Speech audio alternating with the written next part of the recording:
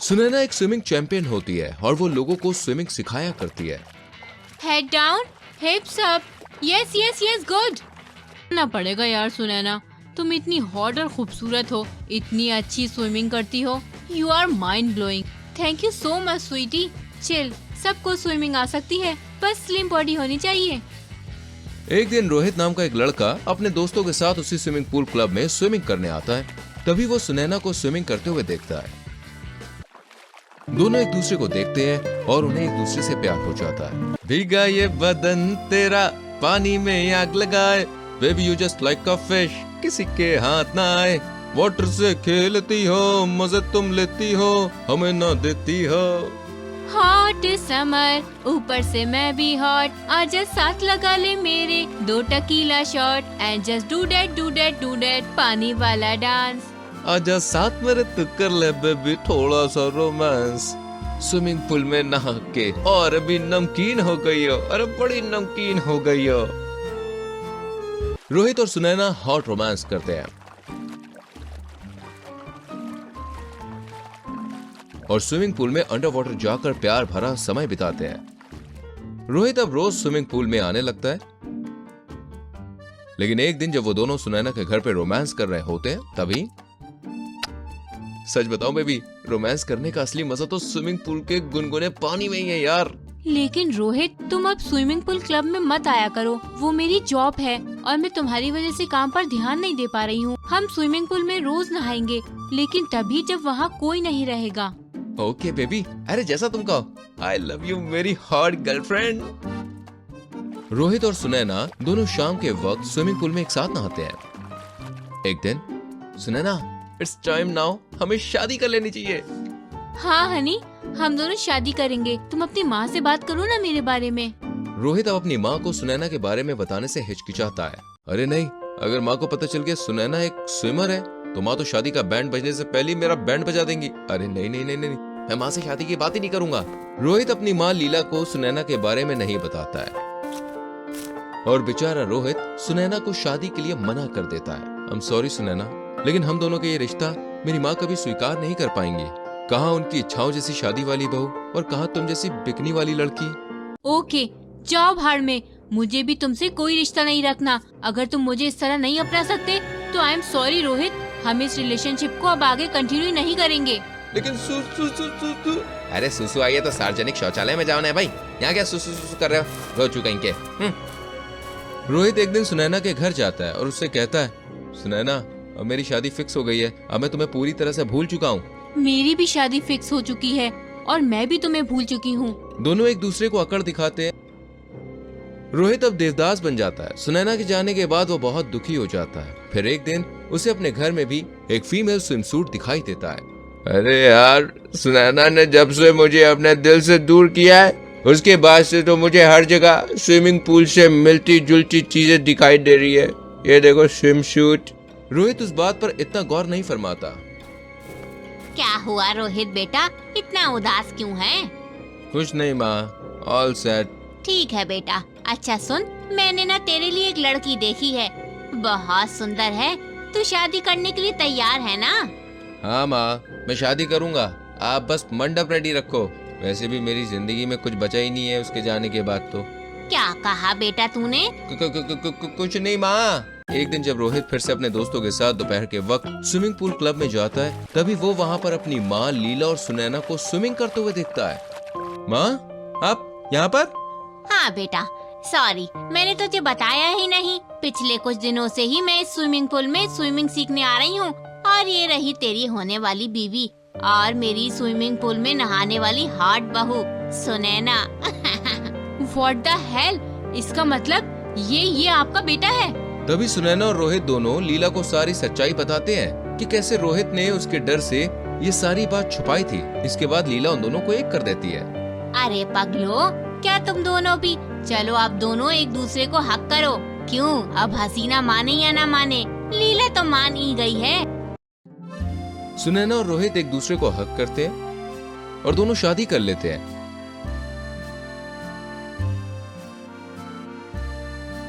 और एक रोमांटिक जिंदगी बिताते हैं।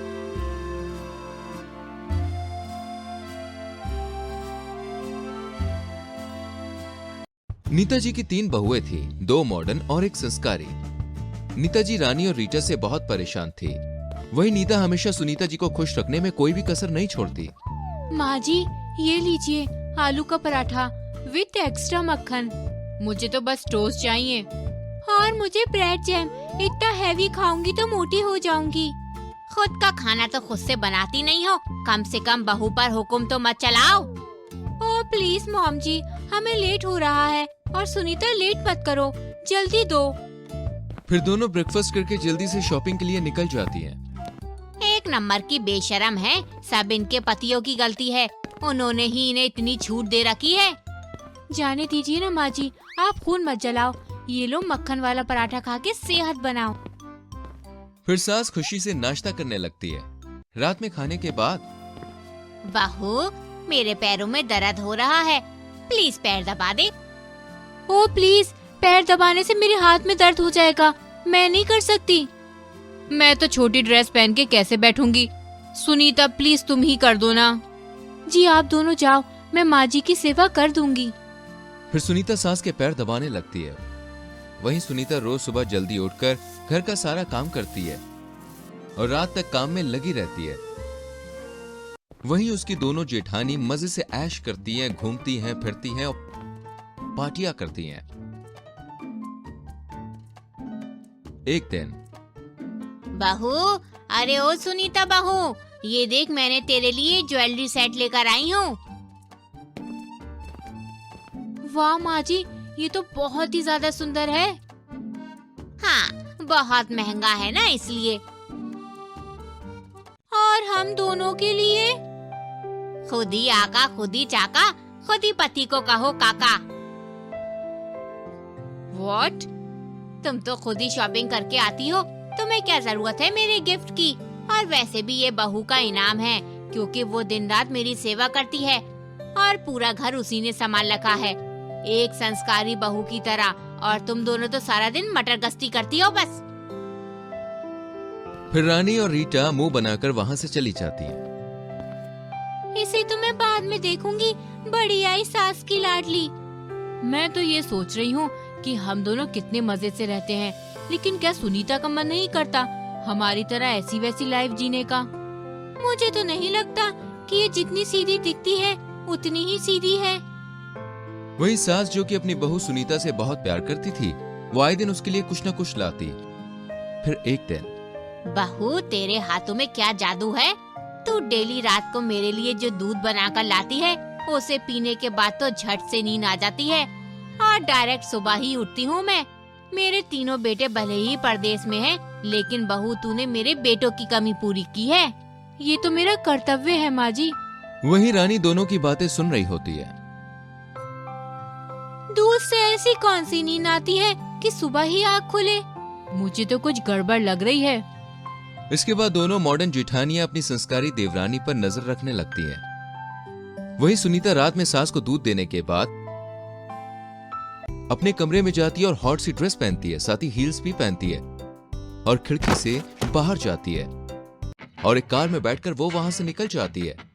वहीं दोनों जेठानियां सुनीता का पीछा करती हैं, जहां सुनीता एक क्लब में जाती है और दोस्तों के साथ खूब पार्टी करती है, ड्रिंक्स वगैरह लेती है। कभी सुनीता क्लब जाती है तो कभी दोस्त के घर नाइट आउट करती है और उसकी ड्रेसिंग तो दोनों जेठानी से भी हटकर थी। ये देखकर दोनों जलकर राख हो जाती हैं। अब तो मैं इसके संस्कार सासू माँ के सामने लाऊंगी। फिर दोनों अपनी सास को जाके सारी बात बता देती हैं और सास गुस्से से आग बबूला हो जाती है। और जब बहू पार्टी करके वापस आती है तब, मैंने सोचा तू संस्कारों वाली है, लेकिन ये क्या, रात रात भर पार्टी करती है, गायब रहती है घर से, और ये कितनी छोटी छोटी ड्रेस पहनती है। तू तो हुक्का भी पीती है, नाक कटा दी तूने मेरी। ये देखकर दोनों बहुओं को बहुत खुशी होती है। माफ करना सासू माँ, अब से मैं कभी ऐसा नहीं करूँगी। लेकिन ये क्या, अचानक से दोनों सास बहू हंसने लगती हैं। यही चाहती थी ना तुम दोनों, मिल गई कलेजे को ठंडक। ये क्या, आपको इसे घर से निकालना चाहिए, आप गले लगा रही हो इसे। हाँ, क्योंकि ये मेरी बहू है और जो तुम दोनों मुझे बता रही हो ये मुझे पहले से पता है। भले ही सुनीता दिन में सीता और रात में गीता बनती है, लेकिन तुम दोनों नागिन की तरह नहीं है। सुबह 6 बजे से लेकर रात 12 बजे तक मेरी सेवा करती है वो। चली जाओ, अब अपना काम करो। इसके बाद दोनों मुंह बनाकर वहाँ से चली जाती है। उर्फी छोटे शहर में पली बड़ी लड़की थी। भले ही वो छोटे शहर की थी, लेकिन उसके ख्वाब बहुत बड़े थे, जिस कारण उसकी शादी हो जाती है बड़े शहर के रौनक से, ससुराल में। बहू, ये ले, ये कपड़े पहनकर नीचे आ जा। आज तेरी मुंह दिखाई है। ठीक है माँ जी। ये भी कोई कपड़े हैं? मैंने सोचा बड़े शहर में शादी हो रही है तो मॉडर्न ख्यालात वाले लोग होंगे, लेकिन ये तो मुझे साड़ी में ढककर रखना चाहते हैं। लेकिन नहीं, मैं ऐसा नहीं होने दूंगी। वहीं शाम को उर्फी मच्छर वाली कॉयल की ड्रेस बनाकर पहन के सबके सामने चली जाती है। ये क्या बेशर्मी है बहू? जो साड़ी दी थी वो कहाँ गई? माँ जी, मैंने कभी भी इतने ढके हुए कपड़े नहीं पहने। मुझे ना उसमें बड़ी उलझन होती है, इसलिए मैंने ये पहन लिया। यहाँ तो हम मुंह दिखाई करने आए थे, लेकिन यहाँ तो सर से लेकर पैर तक सबको साफ साफ दिख रहा है। सही कहा बहन, जो चीज ढक कर रखनी चाहिए उसे तो ये बेशरम खोल कर दिखा रही है। जाने कैसी बहू लाई है किशोरी जी। हाँ, चलो बहनों। फिर सभी औरतें वहाँ से चली जाती है। कुलक्षणी, नाक कटा दी मेरी। मैंने सोचा था कि छोटे शहर की लड़की लाऊंगी तो संस्कारी होगी, लेकिन यहाँ तो संस्कारों का दूध माथा बनाकर पी गई है ये। मेरी भी एक्सपेक्टेशन कुछ इसके अपोजिट ही थी। खैर, सासू तेरी साड़ी के पीछे पीछे पीछे, हाजी तेरी सोच के काटा लगा। ओई माँ, ओई माँ, ओई माँ। सास ससुराल में पहले ही दिन बहू की यह हरकत देखकर सर पकड़कर बैठ जाती है। रात में, अरे बेबी, मैं तुम्हारे लिए आइसक्रीम लेकर आया था, यहीं रखी थी, पता नहीं कहाँ गई, मिल नहीं रही। तुमने उठाई है क्या? तभी उर्फी अपने बूब्स पर आइसक्रीम के कोन लगाकर वहाँ आती है। उर्फी, उर्फी की जवानी, I am too sexy for you, मैं तेरे हाथ ना आनी। Yes yes yes yes, I am Urfi, Urfi की जवानी, I am so hottie for you, मैं तेरे हाथ ना आनी। अरे हाथ नहीं, गले में फंदे की तरह लग गई हो, ये क्या हरकत है? बेबी, बहुत गर्मी हो रही थी तो मैंने सोचा थोड़ी सी आइसक्रीम से ठंडी हो लूं। और हमारा दिमाग गर्म कर दो। फिर पति हॉल में जाके बैठ जाता है। घर में छोटे शहर की बहू लाई, सोचा सुख शांति बनी रहेगी, लेकिन इसे तो तांडव करने का शौक है। कपड़ों से बटन ढकना तो इसे आता ही नहीं है। बस नंगी घूमने को कह दो और तू क्या, तू बैठकर बस सुनता रहेगा या कुछ बोलेगा भी? अरे मैं लाचारा बेचारा बोलूं क्या, जिसकी बीवी निकली आवारा। अब उर्फी आए दिन उल जुलूल कपड़े पहनकर घर में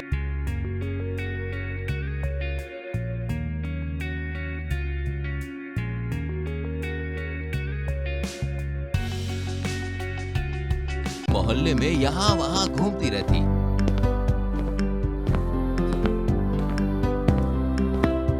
एक दिन की बात है। अरे वाह, साड़ी में कितनी सुंदर लग रही हो जान, बिल्कुल परी जैसी लग रही हो। May God gives you wings। Urfi खुशी से फूल ही नहीं समाती। बस 1 मिनट, अभी आई।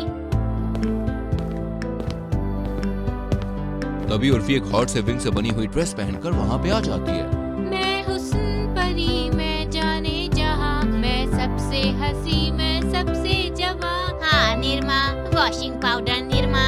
क्या माँ जी, गाने का कबाड़ा कर दिया। निरमा से तुझे भी धुल दूंगी। चल जा, भाग यहाँ से। बहू नहीं, सर पर तांडव करने के लिए डायन आई है मेरे घर में। इसका बदला तो जरूर लूंगी मैं। फिर एक दिन घर में कोई फंक्शन होने वाला होता है और सास ढेर सारी मिठाइयाँ बनाकर रखी होती है। उर्फी बहू, अरे ओ बहू, मैंने यहाँ चांदी के पेपर्स रखे थे मिठाई पर चिपकाने के लिए, कहाँ गए वो सारे? तभी उर्फी चांदी को अपने ब्रेस्ट पर लगाकर बाहर निकलती है। ये क्या किया उल्टा कुलक्षणी तूने?